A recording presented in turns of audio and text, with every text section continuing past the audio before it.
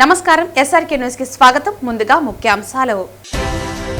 Recycle, reuse, reduce ను నగరంలోని అన్ని అపార్ట్మెంట్లలో అమలు చేయనున్నాం. నిత్యావసర వస్తువుల పునర్వినియోగంతో పర్యావరణ పరిరక్షణ మరింత ఊతమిస్తుంది పేర్కొన్న తిరుపతి ఎమ్మెల్యే ఆరణి శ్రీనివాసులు, నగరపాలక సంస్థ commissioner Maurya. Tirupati RTC bus stand లో డబ్బులు మీకు, జబ్బులు ప్రజలక.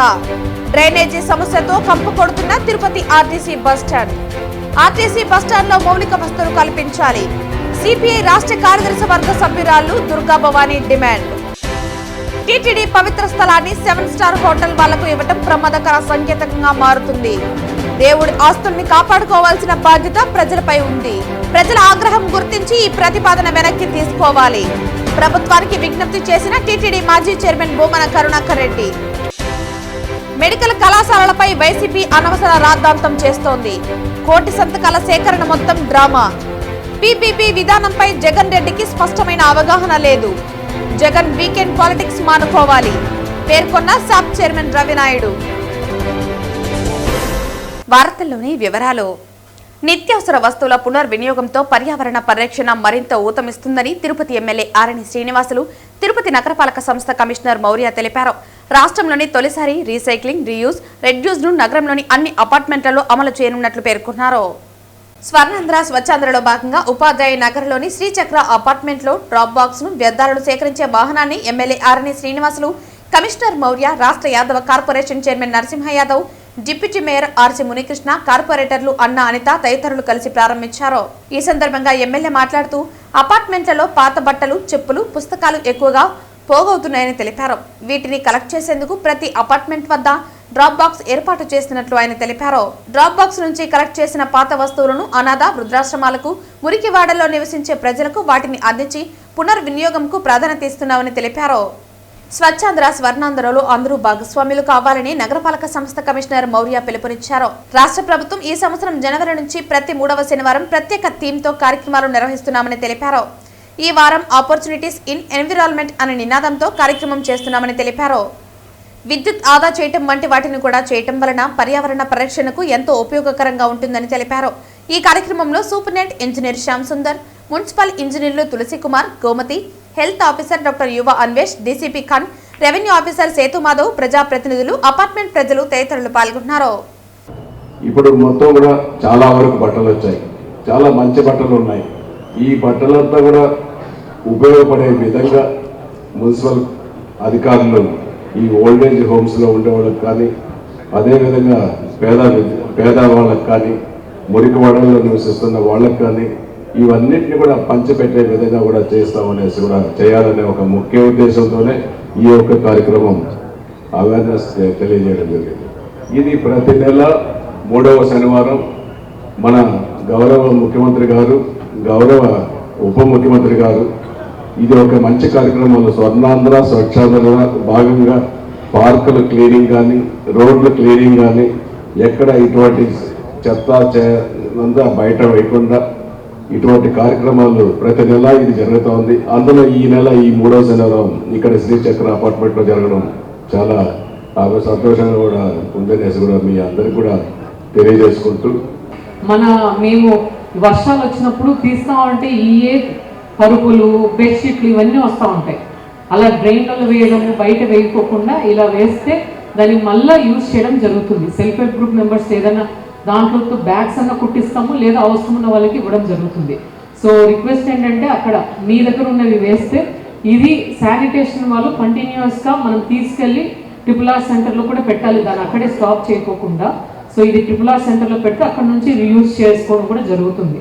సో కాబట్టి మీ దగ్గర ఉన్న ఏదన్నా వేస్ట్ మెటీరియల్ కూడా అక్కడ ఇవ్వచ్చు, లేదా మనం డోర్ టు డోర్ ఆటో వచ్చినప్పుడు ఈ అసోసియేషన్ ప్రెసిడెంట్ ఎవరైతే ఉంటారో ఈ వేస్ట్ అంతా తీసుకొచ్చి కింద పెడతారు.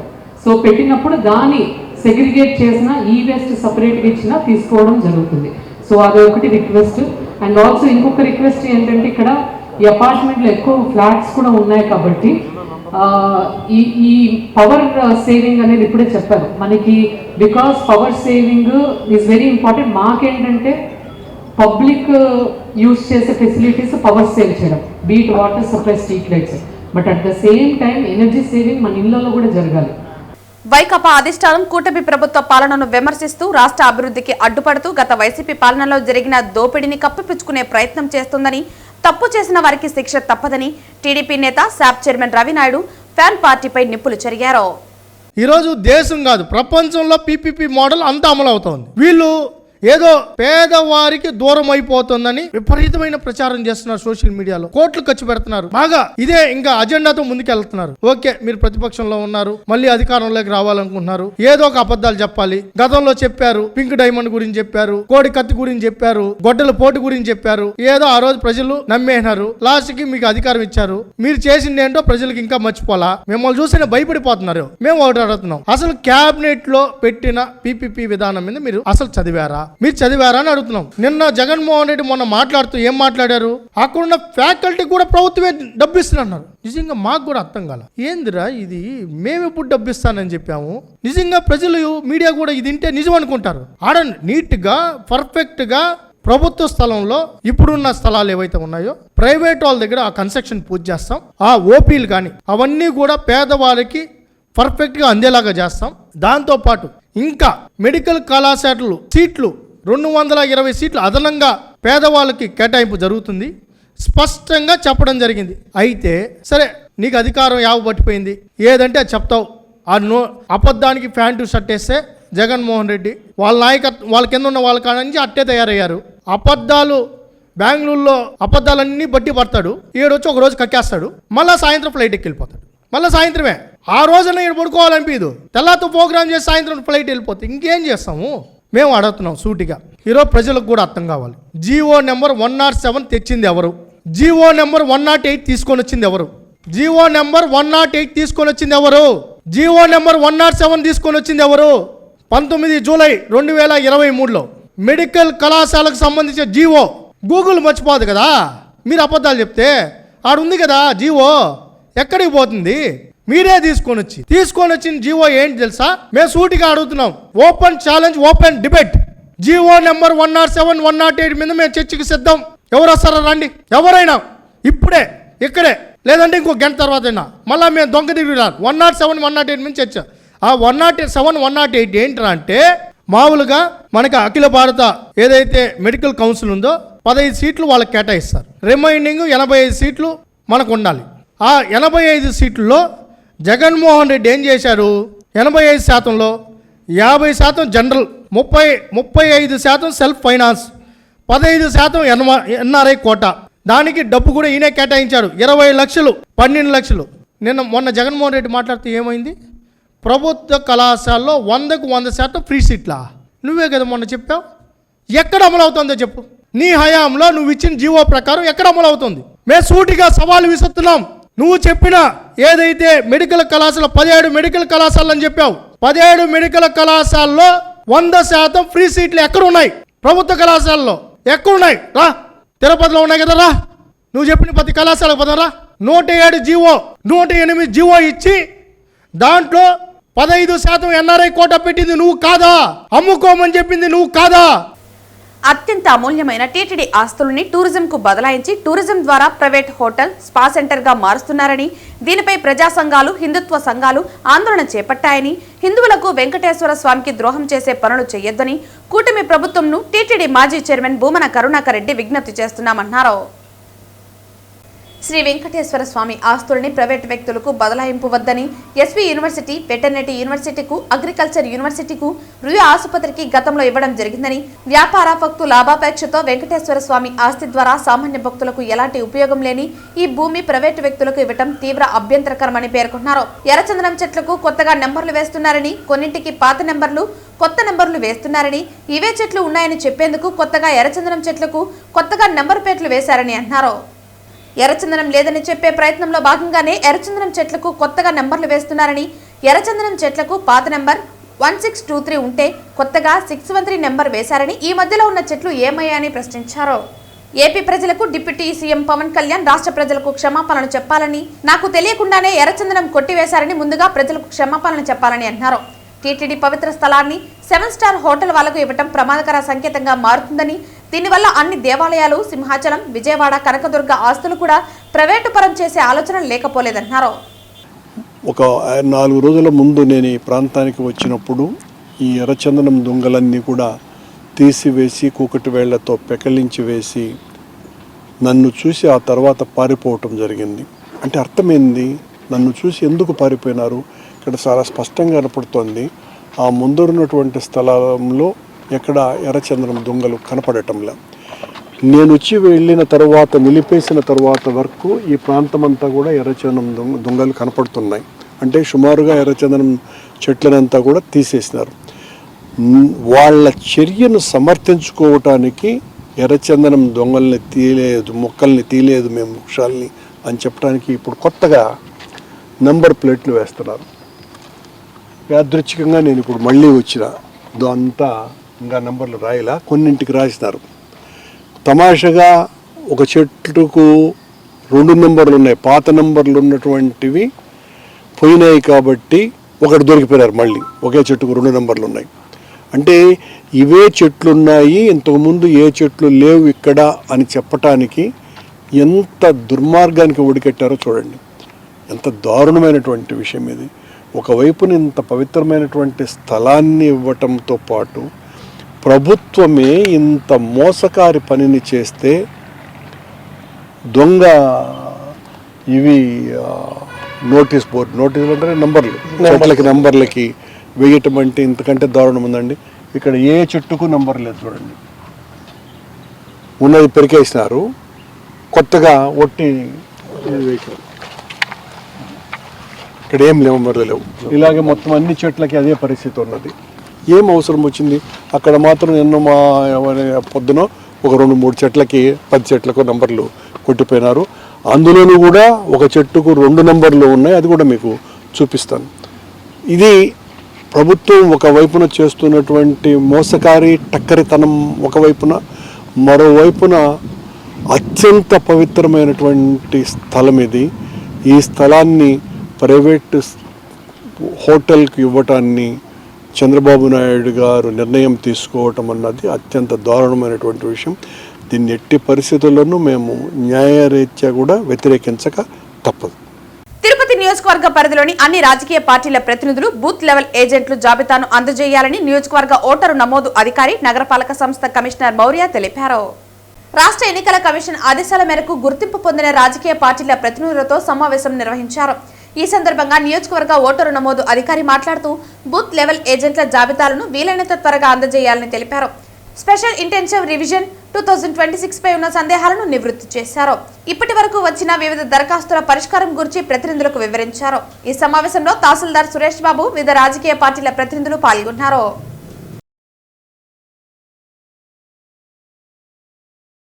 జనసేన పార్టీ బహిష్కృత నేత కిరణ్ రాయల్ తనను టార్గెట్ చేస్తూ తప్పుడు వీడియోలను సోషల్ మీడియాలో పెట్టి విష ప్రచారం చేయటం పట్ల వైకాపా నాయకులు పసుపులేటి సురేష్ ఆగ్రహం వ్యక్తం చేశారు. గత 2 రోజులుగా జనసేన పార్టీ బహిష్కృత నేత అయినటువంటి కిరణ్ రాయల్ నా పైన ఆరోపణలు చేస్తూ నేనేదో మద్యం మత్తులు తూలుతూ ఊగుతూ అసాంఘిక కార్యక్రమాలకు పాల్పడినటువంటి ఘటన వీడియో వెలుగులోకి తెచ్చాను అంటూ నానా యాగి చేస్తూ అనేక తిప్పలు పడుతున్నాడు. ఈ ఘటన పైన నేను ఇదివరకే స్పందించాను. నాకు ఎటువంటి అభ్యంతరం లేదు. తప్పు చేస్తుంటే దాన్ని మీరు నిరూపించి దాన్ని ఎటువంటి విచారణకైనా శిక్షకైనా నేను సిద్ధంగా ఉన్నాను. మీరు దాన్ని రుజువు చేయమని నేనే స్వతహాగా కూడా కోరడం జరిగింది. అయినప్పటికీ పదే అనేక సామాజిక మాధ్యమాలలో, యూట్యూబ్ ఛానళ్లలో, టీవీలలో దాన్ని ప్రసారం చేసేటువంటి విధంగా అతను ఈ వార్తలను సర్క్యులేట్ చేస్తూ అందరికీ ఇస్తున్నటువంటి నేపథ్యంలో కలిగినటువంటి గందరగోళం పట్ల వివరణ ఇవ్వడానికి ఈ పత్రికా సమావేశాన్ని నిర్వహించడం జరిగింది. ముఖ్యంగా కిరణ్ రాయల్ అనేటువంటి వ్యక్తి గత 2 రోజులుగా అనేక వాట్సాప్లలో, తన ఫేస్బుక్ ఐడీలలో వీడియోలను షేర్ చేస్తూ నిన్న ఒక టెలివిజన్ ఛానల్ డిబేట్లలో కూడా కూర్చొని YSR Congress party media panellist Pasupuleti Suresh కోటి సంతకాల సేకరణ చేసినటువంటి ఆనందంలో మద్యం మత్తులో చిందులేస్తున్నటువంటి వీడియో అని చెప్పడం జరిగింది. డిబేట్ లో కూర్చొని నిన్న డిబేట్ లో కూర్చొని మొన్న కోటి సంతకాలు అయ్యి నేను మద్యం మత్తులో చిందులేశానని చెప్పాడు. ఒకసారి ఈ ఫోటో చూడండి. నాతో పాటు అక్కడ ఉన్నటువంటి నా మిత్రుడిగా పేర్కొంటున్నటువంటి వ్యక్తి నరేష్, ఇతను అసలు బతికి కూడా లేడు.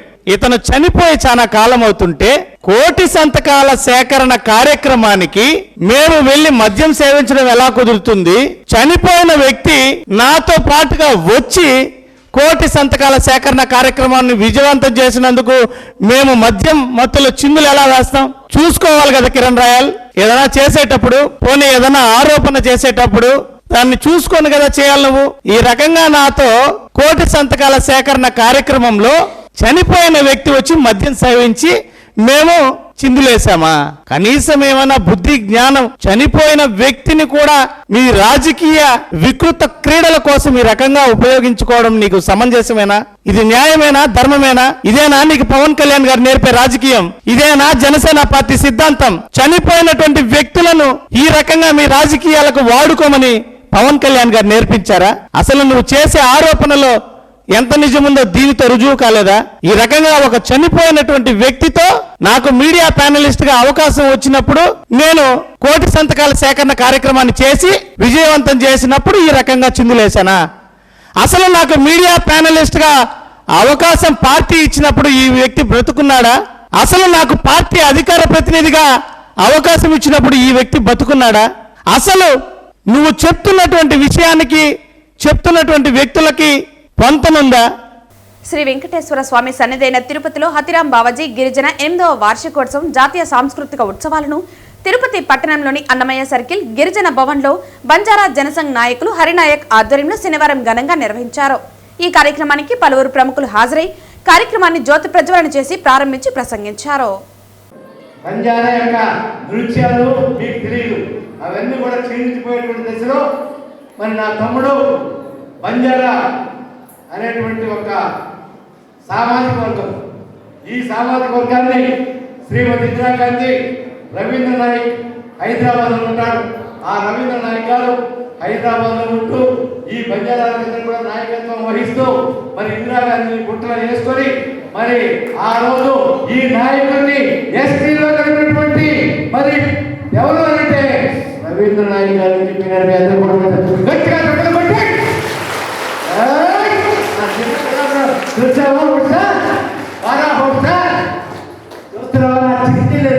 పెద్ద చెట్లు అయితే చిట్టి చెల్లెడు. ఆయనకి హృదయపూర్వకంగా నమస్కారం తెలియజేస్తున్నా. నేను అంబేద్కర్ గారు రచించినటువంటి రాజ్యాంగాన్ని నవంబర్ 26వ తారీఖున ఢిల్లీలో ఏపీ భవన్లో అంబేద్కర్ యొక్క మరి ఆడిటోరియంలో నేను ఆ కార్యక్రమాన్ని చేసినప్పుడు మరి నా ఎస్టీ సోదరులను కూడా ఎస్టీలుగా నా నాయక సోదరులను కూడా ఏర్పాటు చేసినందుకు ఇందిరాగాంధీకి మరి ఆయన నివాళులు అర్పించారు. నవంబర్ 19వ తారీఖున మరి ఆ రోజు ఆయన్ని ఈ యొక్క రాజ్యాంగ దినోత్సవానికి ఇన్వైట్ చేసి మా నాయకులందరూ కూడా ఎస్టీలు జరిపించడానికి బ్రహ్మాండంగా సన్మానం చేశారని చెప్పి మీ అందరూ కూడా తెలియజేసుకుంటున్నాను. తిరుపతి మహానగరంలో 8వ జాతీయ సాంస్కృతిక ఉత్సవాలు మా సంస్థ బంజారా జనసంఘ ఆధ్వర్యంలో ఇంత ఘనంగా జరుపుకుంటామంటే నాకు చాలా సంతోషంగా ఉంది. ఈ కార్యక్రమానికి పెద్దలు, పిల్లలు, టీచర్లు, మేడంలు, గౌరవనీయుల పెద్దవాళ్ళందరూ వచ్చి కార్యక్రమానికి నన్ను ఆశీర్వదించి నా అతిథికి మీరందరూ రావడం నాకు చాలా సంతోషంగా ఉంది.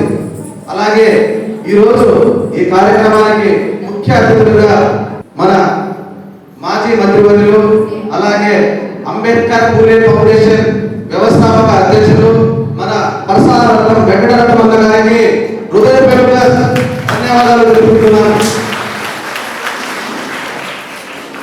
అలాగే ఈరోజు అన్నగారు మాకంటే వయసులో చాలా పెద్దవాడు, ఎమ్మెల్యేగా, మంత్రిగా ఎన్నో పదవులు ప్రభుత్వ శాఖలో పనిచేసి ఎంతో మందికి ఎమ్మెల్యేగా ఉన్నప్పుడు పెన్షన్లు కానివ్వండి, ఆధార్ కార్డు కానీ, ఇల్లు కానీ, ఎంతో మందికి రోడ్లు, పల్లెల్లో చాలా గురుకాలు ఉండేటువంటి ఎన్నో గ్రామాల్లో సర్వీస్ చేసి ఈరోజు మన ముందుకు వచ్చాడంటే చాలా పెద్ద విషయం. ఈరోజు సిఐటియు 18వ అఖిల భారత మహాసభలను జయప్రదం చేయాలని, 4 లేబర్ కోడ్స్ రద్దు చేయాలని, సమాన పనికి సమాన వేతనం ఇవ్వాలని, కాంట్రాక్ట్ మరియు అవుట్సోర్సింగ్ ఉద్యోగులను పర్మనెంట్ చేయాలని కోరుతూ సిఐటియు అగ్రికల్చర్ కళాశాల వర్కర్స్ యూనియన్ ఆధ్వర్యంలో మహాసభల గోడపత్రికలను ఆవిష్కరించడం జరిగింది.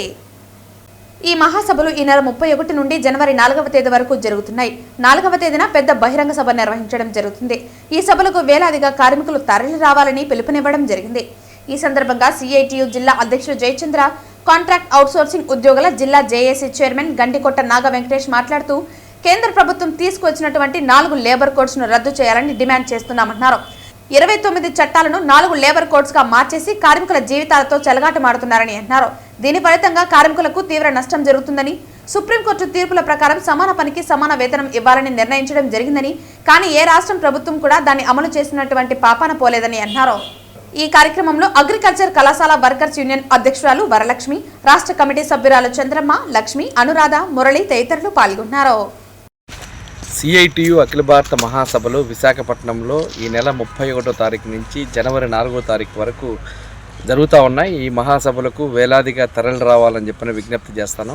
జనవరి 4వ తారీఖున పెద్ద ఎత్తున బహిరంగ సభ, లక్షలాది మందితో బహిరంగ సభ నిర్వహించబోతున్నాం. దీనికి అగ్రనాయకత్వం, సిఐటియు అగ్రనాయకత్వం మొత్తం కూడా ఇందులో పాల్గొనబోతూ ఉన్నారు. అనేక మంది కార్మిక సమస్యలపైన చర్చించే రకంగా నిర్ణయాలు చేసి, తీర్మానాలు చేసే రకంగా ప్రభుత్వానికి వ్యతిరేకంగా ఒక పెద్ద పోరాటానికి నాంది పలకాలని చెప్పిన ఉద్దేశంతో ఈ మహాసభలు జరుగుతూ ఉన్నాయి. ప్రధానమైనటువంటి డిమాండ్స్ ఈరోజు లేబర్ కోడ్స్, 4 లేబర్ కోడ్స్ను రద్దు చేయాల్సినటువంటి అవసరం ఉంది. 29గా ఉన్నటువంటి లేబర్ కోడ్స్ను 4 కోడ్లుగా మార్చేసి ఆ చట్టాలన్నింటినీ కూడా నిర్వీర్యం చేసి కార్మికుల యొక్క గొంతులు కోయడానికి ఈరోజు ప్రభుత్వం పూనుకుంది. ఆ రకంగా ఈరోజు ప్రభుత్వం చేస్తున్నటువంటి ప్రయత్నాలు ఏవైతే ఉన్నాయో వాటిని సరైనటువంటి కాదు అని చెప్పనని సిఐటియు నినదిస్తూ ఉంది. అదేవిధంగా సమాన పనికి సమాన వేతనం ఇవ్వాలని చెప్పనని గతం నుంచి సుప్రీంకోర్టు డైరెక్షన్ చేసినప్పటి నుంచి ఇప్పటి వరకు కూడా అనేక రాష్ట్రాలపైన ఒక పెద్ద ఎత్తున ఒత్తిడి తెచ్చి పోరాటం కొనసాగిస్తూ ఉంది. అదేవిధంగా గ్రామీణ ప్రాంతంలో ఉన్నటువంటి కాంట్రాక్ట్ అవుట్సోర్సింగ్ ఎంప్లాయీస్ అన్నింటినీ కూడా పర్మనెంట్ చేయాలని చెప్పిన ఒక పెద్ద ఎత్తున పోరాటానికి నాంది పలకపోతూ ఉంది. ఇట్లాంటి అనేక రకాలైనటువంటి సమస్యలన్నీ కూడా పరిష్కారం చేయాల్సినటువంటి అవసరం ఉంది.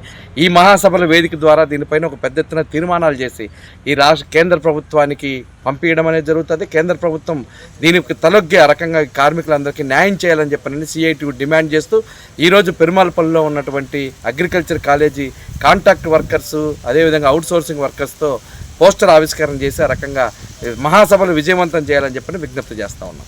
తిరుపతి ఆర్టీసీ బస్టాండ్లో బస్సు దిగాలంటే ముక్కు మూసుకుని దిగాల్సిందేనని, ఇంటి పేరు కస్తూరి కానీ ఇంట్లో గబ్బిలాల కంపు అంటూ సిపిఐ రాష్ట్ర కార్యదర్శి వర్గ సభ్యురాలు దుర్గాభవాని సూటిగా ప్రశ్నించారు. శనివారం తిరుపతి ఆర్టీసీ బస్టాండ్లో పారిశుద్ధ్య లోపంతో అస్తవ్యస్తంగా ఉన్న బస్టాండ్ పరిసరాలను బాగు చేయాలని సిపిఐ నగర కార్యదర్శి విశ్వనాథ్ నాయకత్వంలో ఆర్టీసీ బస్టాండ్లో ధర్నా చేశారు. ఈ ధర్నా కార్యక్రమానికి ముఖ్య అతిథిగా విచ్చేసిన సిపిఐ రాష్ట్ర కార్యదర్శి వర్గ సభ్యురాలు దుర్గాభవాని మాట్లాడుతూ తిరుపతి అత్యంత పవిత్రమైన పుణ్యక్షేత్రమని చెప్పుకుంటున్న స్మార్ట్ సిటీ అని ప్రకటనలు చేసుకుంటూ ఉన్న తిరుపతి ఆర్టీసీ బస్టాండ్ తీరు చూస్తే పేరు గొప్ప ఊరు దిబ్బ అనే చందంగా ఉందని తీవ్రంగా విమర్శించారు. తిరుపతికి భక్తులు, ప్రయాణికులు రోజుకు 70,000కు పైగా వస్తూ పోతూ ఉంటారని, ఇలాంటి చోట కనీస మౌలిక వస్తువులైన బాత్రూంలో నీళ్లు ఉన్న బాత్రూంలో శుభ్రత లేకపోవటం భక్తులకు, ప్రయాణికులు తీవ్ర ఇబ్బందులు కలిగిస్తున్న ఆర్టీసీ యాజమాన్యం నిర్లక్ష్య ధోరణి వ్యవహరించడం తీవ్రంగా తప్పుపట్టారు. దీనివల్ల భక్తులకు, ప్రయాణికులకు అనారోగ్యాలు వస్తే ఎవరు చూసుకుంటారని ప్రశ్నించారు. ఈ ధర్నా కార్యక్రమంలో సిపిఐ జిల్లా కార్యవర్గ సభ్యులు చిన్నం పెంచలయ్య, కె రాధాకృష్ణ, జె విశ్వనాథ్, బండి చలపతి తదితరులు పాల్గొన్నారు. ఇంటి పేరు కస్తూరి వారి ఇంట్లో గబ్బిలాల కంపెనీ సంబంధంగా ఇవాళ తిరుపతి బస్ స్టాండ్ ఉన్నది స్పష్టంగా కనిపిస్తూ ఉంది. ప్రత్యక్షంగా ఇవాళకు వచ్చి చూసిన దాన్ని బట్టి చూస్తే తిరుపతి బస్ స్టాండ్లో ప్రయాణికుల సౌకర్యాన్ని గురించాల్సిన కనీస మౌలిక సదుపాయాల రూపకల్పనలో ఇక్కడ యాజమాన్యం పూర్తిగా వైఫల్యం చెందినట్టు క్లియర్గా కనిపిస్తూ ఉంది. టాయిలెట్స్ బాగాలేదు, వాటర్ సరిగ్గా లేదు. ఇవాళ ఇక్కడ మంచినీళ్ళు తాగిన వాళ్ళు రోగాలు పాలవడానికి ఎలాంటి నిదర్శనం అయినా సరే ప్రత్యక్షంగా కనిపిస్తూ ఉంది. దాంతోపాటు టాయిలెట్స్లోకి వెళ్తే జబ్బు పాలై రావాల్సిందే తప్ప ఆరోగ్యంతో వస్తారనే ఆలోచన మాత్రం విరమించుకుంటే మంచిది. ఈ విషయం మీద భారత కమ్యూనిస్ట్ పార్టీగా ఈ రోజున తిరుపతి బస్ స్టాండ్లో అంత పరిసరాలు మొత్తం పూర్తిగా చూసిన మీదట ఆర్ఎం గారిని కలిసి ఇక్కడ జరుగుతున్న ఏవైతే మౌలిక సదుపాయాలు ప్రభుత్వ వైఫల్యం ఉందో దాంతోపాటు ఇక్కడ నిర్లక్ష్యం, అధికార యంత్రాంగ నిర్లక్ష్యాన్ని కూడా ఆర్ఎం గారి తీసుకెళ్ళడం జరిగింది. ఆర్ఎం గారికి భారత కమ్యూనిస్ట్ పార్టీగా కొంత టైం బాండ్ పెట్టి టైం బాండ్లోపు ఇక్కడ పరిసరాల పరిశుభ్రత చేయాలని చెప్పడం కూడా జరిగింది. అది కనుక చేయని పక్షంలో భారత కమ్యూనిస్ట్ పార్టీగా పెద్ద ఎత్తున ఆందోళన కూడా సమాయత్తమవుతామని చెప్పడం కూడా జరుగుతుంది. నిజంగానే మేము అడుగుతా ఉన్నాం భారత కమ్యూనిస్ట్ పార్టీగా ప్రభుత్వాన్ని, ఇవాళ రోజుకి 70,000 మంది ప్రయాణికులు అటు దైవాన్ని దర్శించుకోవడం కోసం కానీ, హాస్పిటల్లో కానీ, లేకపోతే ఇతర కారణాలు కానీ, వాణిజ్యపరంగా కానీ, కుటుంబ పరంగా కానీ ఇంతమంది ప్రయాణికులు ఈ బస్టాండ్కి వచ్చి ఈ బస్టాండ్ ద్వారా రాకపోకలు సాగిస్తున్న నేపథ్యంలో ఈ బస్టాండ్ పరిసరాలను పరిశుభ్రంగా ఉంచాల్సిన బాధ్యత గవర్నమెంట్కి లేదా మేము అడుగుతున్నాం. లేదు, దీన్ని నిర్లక్ష్యం చేస్తారనే విషయం స్పష్టంగా అర్థమవుతుంది. రాష్ట్రంలో ఉన్న అందరు మంత్రులు, కేంద్ర మంత్రులు అందరూ కూడా ప్రతిరోజు కూడా ఈ తిరుపతి నగరాన్ని సందర్శిస్తూ ఉంటారు. తిరుపతిలో ఏం జరుగుతుందో వాళ్ళకి తెలియదంటే తెలిసినా కూడా నిర్లక్ష్యంగా వ్యవహరిస్తున్న విషయం స్పష్టంగా కనిపిస్తూ ఉంది. మీరు కావాల్సింది మీకు డబ్బు, ఆ దైవం ద్వారా వచ్చే డబ్బు, లేకపోతే యూనివర్సిటీ ద్వారా వచ్చే డబ్బు, లేకపోతే వైద్యం ద్వారా వచ్చే డబ్బే తప్ప ఈ ప్రజల ప్రాణాలు వాళ్ళకి అక్కర్లేదనే విషయం స్పష్టంగా మీకు అర్థమవుతుంది. కాబట్టి మాకు అర్థమవుతుంది. కాబట్టి ఇప్పటికైనా ప్రజారోగ్యం మీద దృష్టి పెట్టి ఈ బస్టాండ్ని పరిసరాలని వెంటనే ఇమీడియట్లీగా ఏదైతే లోపాలు కనిపిస్తే ఆ లోపాలను సరిచేసే పరిస్థితులు బాగు చేయాలని చెప్పేసి భారత కమ్యూనిస్ట్ పార్టీకి అడుగుతున్నాం. లేని పక్షంలో దీని పర్యవసానం ఇంకో రకంగా ఉంటుంది. ఇది రాష్ట్ర ప్రభుత్వానికి కూడా పెద్ద ఎత్తున పోరాటానికి సంసిద్ధం అయ్యేటట్టుగా ఒక ఉద్యమ రూపంలో ఇది వెళ్తుందనే విషయాన్ని మేము ప్రభుత్వాన్ని కూడా హెచ్చరిస్తున్నాం. తిరుపతిలోని ఆస్టర్ నారాయణద్రి హాస్పిటల్లో హృదయ వైద్యంలో మరో చారిత్రక ఘట్టాన్ని నమోదు చేసింది.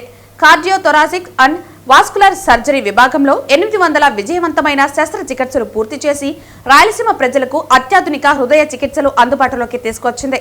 ఈ సందర్భంగా ఆసుపత్రి వైద్య బృందం తమ అనుభవాలను, సేవా ప్రయాణాన్ని మీడియాతో పంచుకున్నారు. ఆసుపత్రి సిటీవీఎస్ సర్జన్ డాక్టర్ త్రిలోక్ మాట్లాడుతూ 800 సిపివిఎస్ శస్త్రచికిత్సలు పూర్తి చేయడం మా బృందానికి గర్వకారణమన్నారు. ప్రతి రోగి జీవితమే మా లక్ష్యమని, ఆధునిక సాంకేతికత, అనుభవజ్ఞులైన వైద్య బృందం, బలమైన క్రిటికల్ కేర్ మద్దతుతో క్లిష్టమైన హృదయ శస్త్రచికిత్సలను కూడా విజయవంతంగా నిర్వహిస్తున్నామని తెలిపారు. అనంతరం ఆసుపత్రి managing director doctor Sunanda Kumar Reddy మాట్లాడుతూ ఆస్టర్ నారాయణద్రి హాస్పిటల్లో మెట్రో స్థాయి హృదయ చికిత్సలు అందించడం మా లక్ష్యమని, 800 సిటీవీఎస్ సర్జరీలు పూర్తి చేయడం ఆసుపత్రి వైద్య ప్రమాణాలకు నిదర్శనమని పేర్కొన్నారు. అనంతరం మరో మేనేజింగ్ డైరెక్టర్ ఎస్వి ప్రసాద్ మాట్లాడుతూ సిటీవీఎస్ విభాగం సాధించిన ఈ మైలురాయి ఆసుపత్రిలోని టీమ్ వర్క్స్ కు, క్రమశిక్షణకు, వైద్య నైపుణ్యానికి ప్రతీకన్నారు. భవిష్యత్తులో ఇంకా ఆధునిక వైద్య సేవలను విస్తరించేందుకు కట్టుబడి ఉన్నామని పేర్కొన్నారు. అనంతరం chief operating officer doctor Sridhar మాట్లాడుతూ ఆధునిక మౌలిక సదుపాయాలు, అనుభవజ్ఞులైన వైద్యులు, 24/7 క్రిటికల్ కేర్ మద్దతు వల్ల ఇలాంటి పెద్ద సంఖ్యలో విజయవంతమైన హృదయ శస్త్రచికిత్సలు సాధ్యమైందని తెలిపారు. ఈ కార్యక్రమంలో డాక్టర్ శ్రీకాంత్, డాక్టర్ ప్రతిమ, ఆసుపత్రి సిబ్బంది పాల్గొని ఈ ఘన విజయాన్ని సాధించిన డాక్టర్ త్రిలోక్కి అభినందనలు తెలియజేశారు.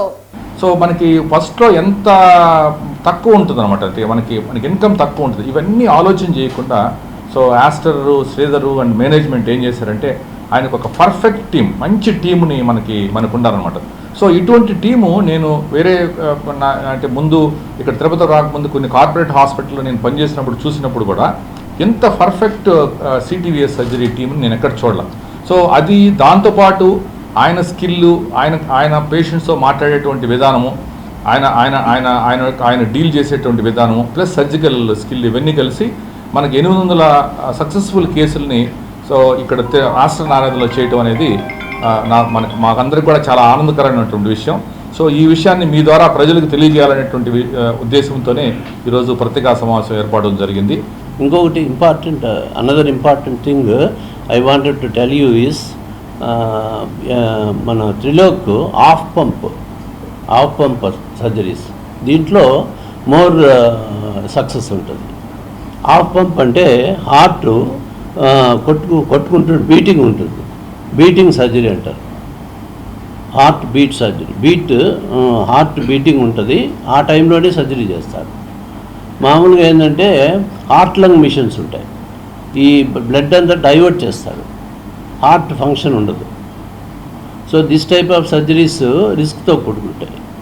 ఈ బీటింగ్ సర్జరీస్ మాత్రము బెటర్ రిజల్ట్స్ ఉంటాయి. సో ఇవన్నీ ఉండేదానివల్ల మనకు సక్సెస్ రేటు బెటర్గా ఉంటుంది.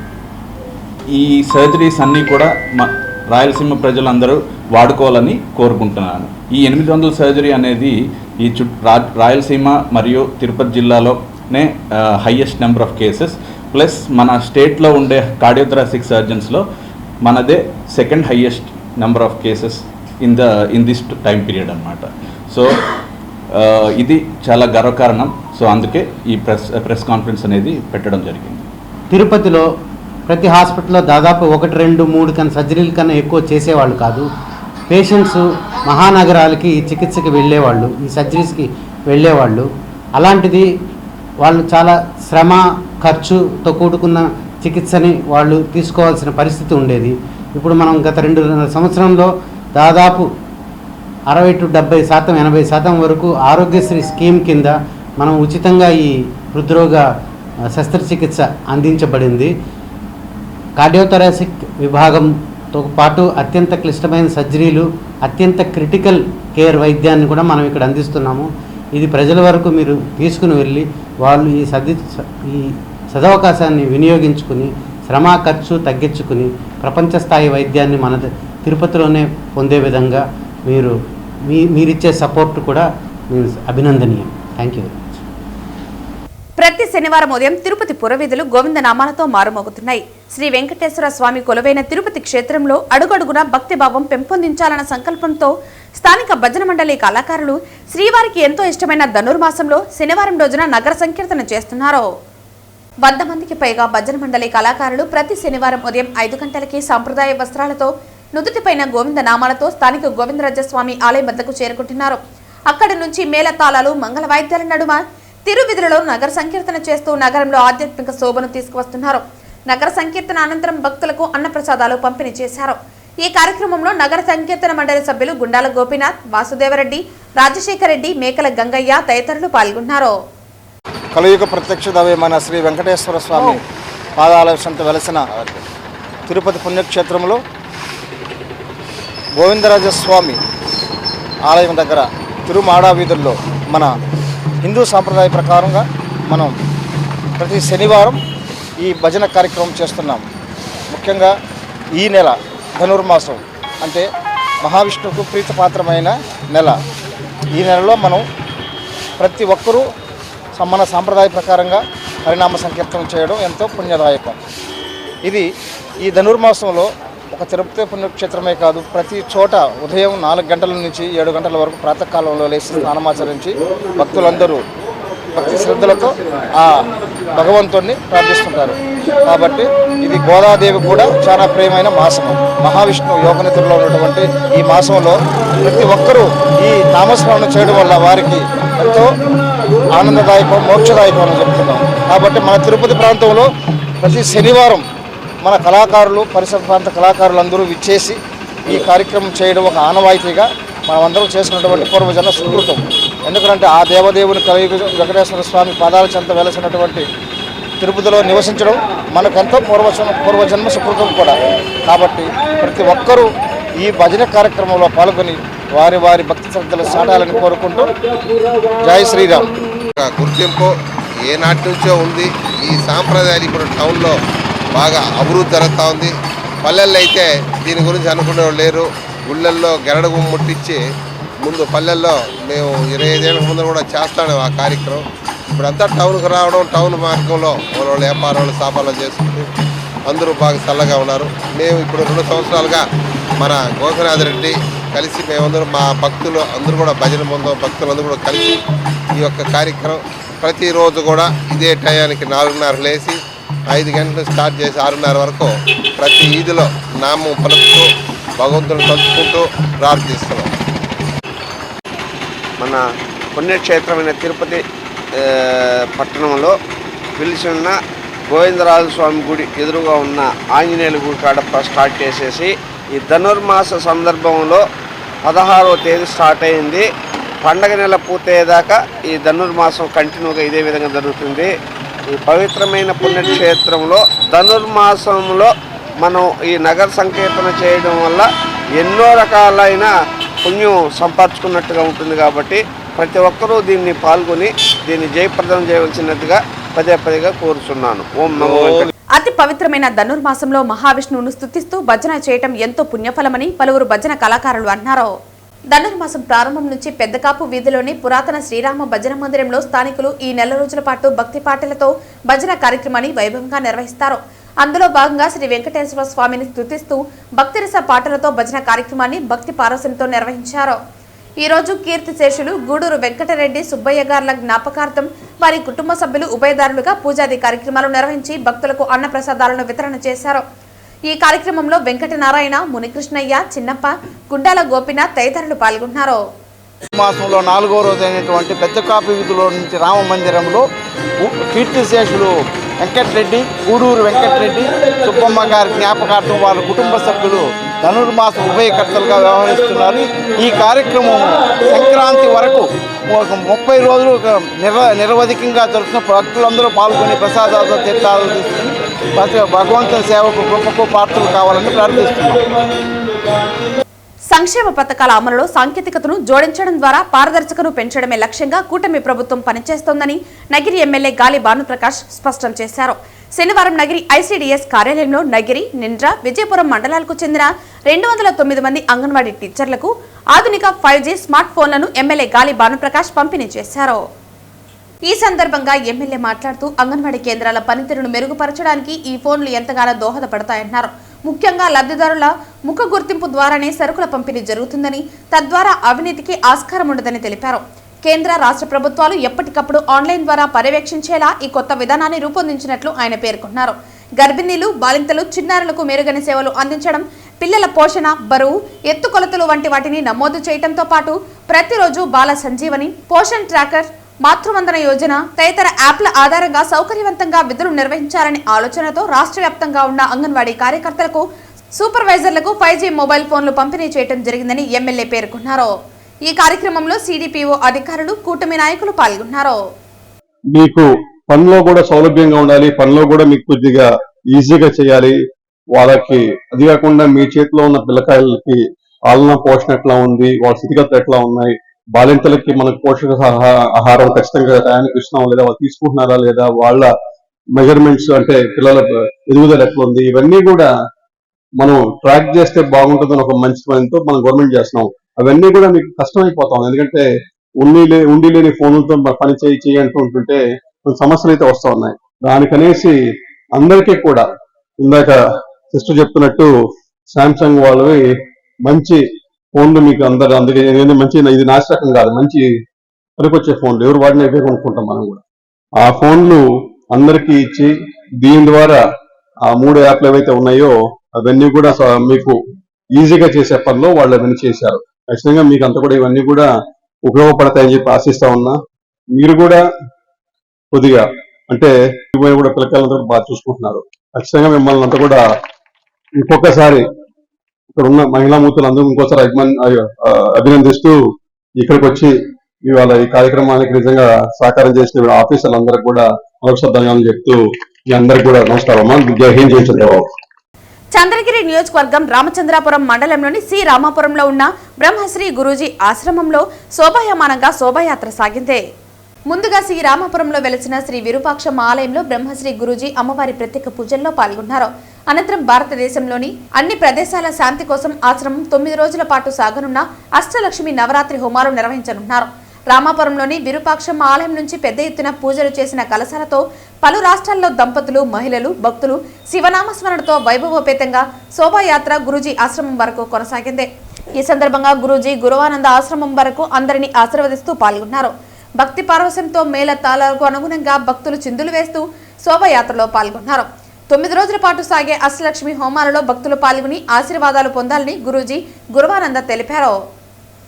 పోలియో రహిత దేశంగా తీర్చిదిద్దడమే తమ లక్ష్యమంటూ చిత్తూరు జిల్లా వైద్య ఆరోగ్య శాఖ అధికారి సుధారాణి పేర్కొన్నారు. చిత్తూరు జిల్లా వైద్య ఆరోగ్య శాఖ అధికారి డాక్టర్ డిటి సుధారాణి ఆధ్వర్యంలో ఈ రోజు పల్స్ పోలియోపై అవగాహన rally Chittoor corporation mayor Amuda జెండా ఊపి ప్రారంభించారు. పోలియో వ్యాధి ప్రస్తుతం 0 అయినప్పటికీ మన చుట్టుపక్కల కొన్ని రాష్ట్రాలలో పోలియో కేసులు కనిపిస్తున్నందున సంవత్సరానికి ఒకరోజు మన రాష్ట్రం పూర్తిగా డిసెంబర్ 21న పల్స్ పోలియో కార్యక్రమాన్ని నిర్వహిస్తున్నారు. మన జిల్లాలో 69 పిహెచ్సిలు, యూపీహెచ్సిల ద్వారా మొత్తం 2,21,502 మంది 0 నుంచి 5 సంవత్సరాలలోపు పిల్లలకు 142 రూట్ల ద్వారా 212 వాహనాలు ఉపయోగించి 1,415 పోలియో బూత్ల ద్వారా 5,800 సిబ్బందితో 2,94,600 పోలియో వ్యాక్సిన్ వేస్తారు. ఈ కార్యక్రమాన్ని సిడిపిఓలు, ఎంఈఓలు, వైద్య అధికారులు మానిటర్ చేస్తారు. ఈ పోలియో బూత్లలో ఎంఎల్హెచ్పీలు, ఆశాలు, అంగన్వాడీ కార్యకర్తలు ఉంటారు.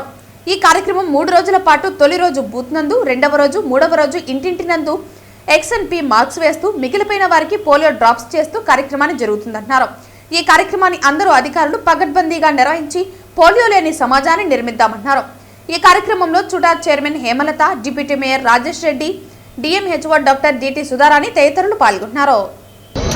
ఈ ప్రోగ్రాము మనకి 1995 సంవత్సరంలో ప్రారంభమైంది.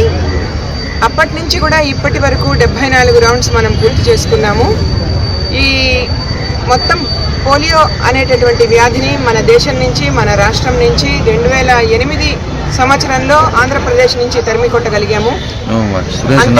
అదేవిధంగా 2011 సంవత్సరానికల్లా దేశం మొత్తం మీద నుంచి కూడాను పోలియో అనేబడేటటువంటి మహమ్మారిని మనం పారద్రోలుకున్నాము. అయినా కానీ ప్రతి సంవత్సరం ఒక్కరోజు మనము సంవత్సరానికి ఈ పోలియో రౌండ్ అనేటటువంటిది వేసుకొని పల్స్ పోలియో ఇమ్యునైజేషన్ జరుపుకుంటున్నాము. ఈ పల్స్ పోలియో ఇమ్యునైజేషన్లో 0 నుంచి 5 సంవత్సరాల వయసు కలిగిన పిల్లలందరికీ కూడాను పోలియో చుక్కలు వేయడం జరుగుతుంది. 2 పోలియో చుక్కలు. దీని ద్వారా ఎటువంటి డార్మెంట్ స్టేజ్లో ఉన్నటువంటి పోలియో కారక క్రిమి ఉన్నా కూడాను అది ఈ డ్రాప్స్ ద్వారా వెళ్ళిపోవడం అనేది జరుగుతుంది. ఫర్దర్ మనకి ఇరేడికేషన్ స్టేజ్లోనే మన కంట్రీ అనేది కంటిన్యూషన్ అనేది జరుగుతుంది. దీనికి గాను ఈ సంవత్సరం మనం డిసెంబర్ 21వ తేదీన జరుపుకుంటున్నాము. దీనికి సంబంధించి మనకి 20 లక్షల మంది పాపులేషన్ ఉండగా దానిలో 0 to 5 year old చిల్డ్రన్ 2,21,000 మంది ఉన్నారు. దీనికి గాను మనకి స్టేట్ నుంచి 3 లక్షల పోలియో డోసెస్ అనేవి రిసీవ్ చేసుకున్నాము. దీని అంతటినీ కూడాను ఈక్వల్గా జిల్లా మొత్తానికి సంబంధించి పల్స్ పోలియో బూత్స్ 1415 పెట్టడం జరిగింది. ఆ 1415 బూత్లకి 5,800 మందిని వ్యాక్సినేటర్స్ని మనం ట్రైన్ చేశాము. వాళ్ళందరూ కూడా ఆ బూత్లలో బూత్ యాక్టివిటీ ద్వారా ఆదివారం రోజు పోలియో చుక్కలు ఇవ్వడం జరుగుతుంది ప్రతి బిడ్డకి కూడాను.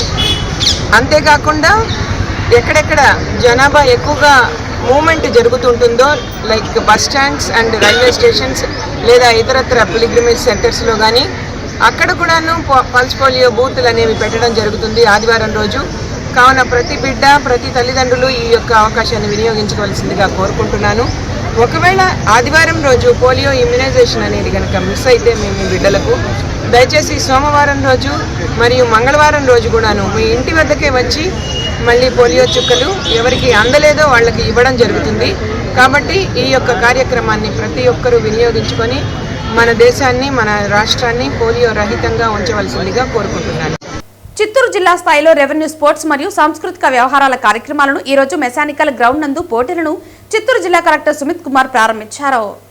ఈ కార్యక్రమంలో Chittoor MLA Gurajala Jaganmohan, Puthalapattu MLA Muralimohan, Chittoor mayor Amuda, CUDA chairman Kattari Hemalatha, Mudaliar corporation chairman Thyagarajan, assistant collector Narendra Patil, Nagari, Palamaner, Kuppam, Chittoor divisional కి సంబంధించిన రెవెన్యూ మరియు సర్వే అధికారులు పాల్గొన్నారు. సో అందరికీ నమస్కారం. ఈరోజు చిత్తూరు జిల్లాలో జిల్లా స్థాయి first revenue and sports cultural మరియు స్పోర్ట్స్ మీట్ ఏర్పాటు చేయడం జరిగింది.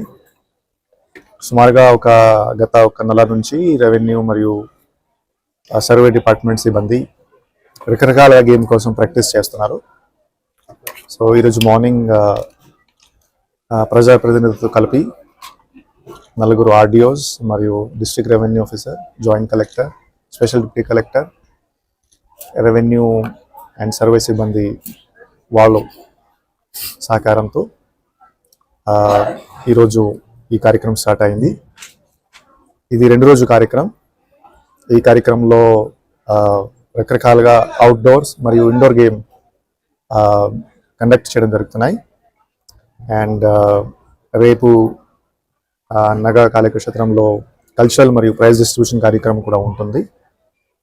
సో ముఖ్యంగా revenue departments plus survey department సిబ్బంది ద్వారా ఒక రిక్వెస్ట్ పెట్టడం జరిగింది.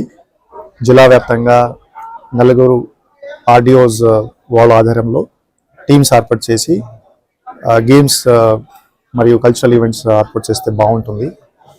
సో ఈ సందర్భంగా ఈ ప్రోగ్రామ్ ప్లాన్ చేయడం జరిగింది అండ్ ఈరోజు ఇనాగరేట్ కూడా చేయడం జరిగింది. సుమారుగా ఒక 400 రెవెన్యూ ప్లస్ సర్వే సిబ్బంది ఈ వేరే రకరకాల గేమ్స్ లో పాల్గొంటున్నారు. ఒక 10 నుంచి 15 ఇండోర్ గేమ్స్ ఉన్నాయి, 10 నుంచి 15 అవుట్డోర్ గేమ్స్ ఉన్నాయి. సుమారుగా 30 గేమ్స్ లో వాళ్ళు ఆడుతున్నారు. ఈ ఈవెంట్స్ ద్వారా ఒక ఎంప్లాయీస్ ఎంప్లాయీస్ కొంచెం స్ట్రెస్ మేనేజ్మెంట్ ఉండొచ్చు, ప్లస్ ఒక టీమ్ స్పిరిట్ ద్వారా హెల్త్ గురించి ఒక మంచి అవగాహన వస్తుంది. అది బేసిక్లీ మన ఆబ్జెక్టివ్. సో ఈ సందర్భంగా చాలా మంది బేసిక్లీ ఈ 2 రోజు కార్యక్రమంలో పార్టిసిపేట్ చేస్తున్నారు. మీ అందరికీ తెలుసు revenue department and survey department, police department, వాళ్ళ ఫ్రంట్ లైన్ డిపార్ట్మెంట్. ఎప్పుడైనా ఒక డిజాస్టర్ జరిగితే ఒక ఇబ్బంది ఉంటే first revenue department, police department first line of defence రూపంలో పనిచేస్తారు. వార్తలు ముగించే ముందు ముఖ్యాంశాలు మరోసారి. రీసైకిల్, రీయూజ్, రెడ్యూస్ ను నగరంలోని అన్ని అపార్ట్మెంట్లలో అమలు చేయనున్నాం. నిత్యావసర వస్తువుల పునర్వినియోగంతో పర్యావరణ పరిరక్షణ మరింత ఊతమిస్తుంది. పేర్కొన్న తిరుపతి ఎమ్మెల్యే ఆరణి శ్రీనివాసులు, నగరపాలక సంస్థ commissioner Maurya. Tirupati RTC bus stand లో డబ్బులు మీకు, జబ్బులు ప్రజలక. డ్రైనేజీ సమస్యతో కంపు కొడుతున్న Tirupati RTC bus stand. RTC bus stand లో మౌలిక వసతులు కల్పించాలి. సిపిఐ రాష్ట్ర కార్యదర్శి వర్గ సభ్యురాలు దుర్గా భవానీ డిమాండ్. టీటీడీ పవిత్ర స్థలాన్ని 7 స్టార్ హోటల్ వాళ్లకు ఇవ్వటం ప్రమాదకర సంకేతంగా మారుతుంది.